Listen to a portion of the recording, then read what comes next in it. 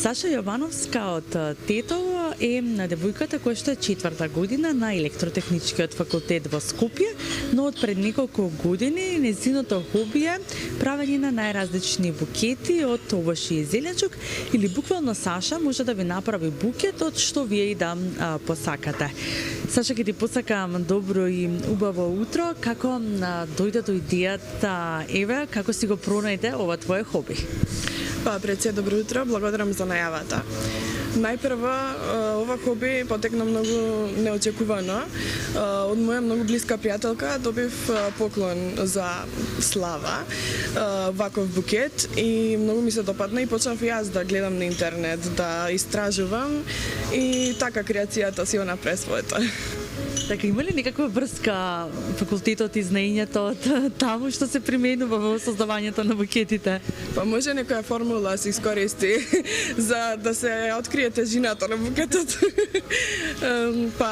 Јас пред се, нели, на прво место ми е факултетот, но ова е како хоби и навистина ми го разубавува слободното време. Да, убаво е покрај толку многу формули кои што ви се вртат секојдневно, нели, низ глава, да си имаш нешто, нели, кое што ќе те релаксира и ќе те опушти. Што е потребно за да се создаде, да се направи еден букет? Пред се зависи, нели, до нарачателот. Јас претежно ги правам букетите со овошје. Најпрво, нели, овошје, тука се стапчиња кои се закачуваат за овошјето, исто така сега зависи, нели, до букетот може цвеќе, може нешто друго, и се до креативноста. Значи, буквално е оставено да декорираш како сакаш. Да, покрај тоа што се вешта во решавањето на формули, вешта си секако и во креацијата. Какви се букети можеш да направиш, или какви се букети имаш досега направено?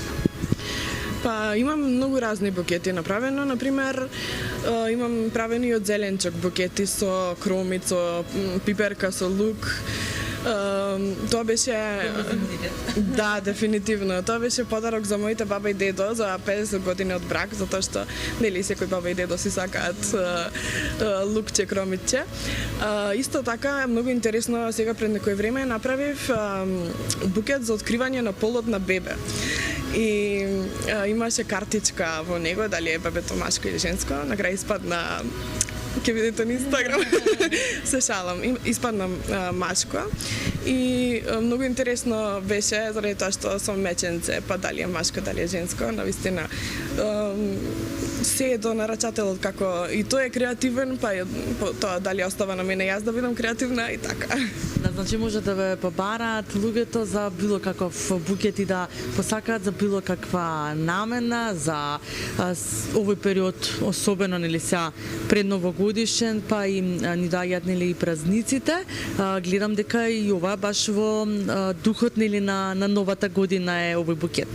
Така, гледав нешто да е празнично и навистина секогаш користам сезонски овошја за да бидат посвежи. И, например, тука е сега калинката, портокалот, розите се секогаш тука како цвеќе, но секогаш гледам да е се нешто сезонско за да изгледа убаво и да биде свежо, освежително и да не биде венато и слично. Колку време на Саша ти одзема правењето на еден букет? Сега верувам дека зависи, нели, од големината, колку е обемен, но колку ти треба претходно, нели, да истражиш, да видиш како ќе го направиш, и се случуваат ли грешки? Дефинитивно да. Пред се јас прво, нели, морам да пазарам за букетот, избирам овошја, потоа морам да осмислам како треба изгледаат на букетот, кој ќе биде во средина, кој е од една страна, од друга страна, секогаш гледам нешто да е симетрично. Потоа виткањето на самиот, декорирањето со цвеќе, со слично, може би околу 2 часа. Така, грубо земено. Да, она што е навистина исто така интересно е што се е свежо, нели, на букетот, не се користи ништо, нели, вештачко дополнително. Какви се материјали употребуваш за создавањето на букетот? Па добра, тука се нели како обичен букет, тука се нели хартијата за да се свитка букетот, цвеќе тука е исто. Користам за тоа што некои овошја ги отворам за да бидат поубави. Тука користам и заштитна фолија за да не се оштетат и да можат и подоцна да се јадат, нели.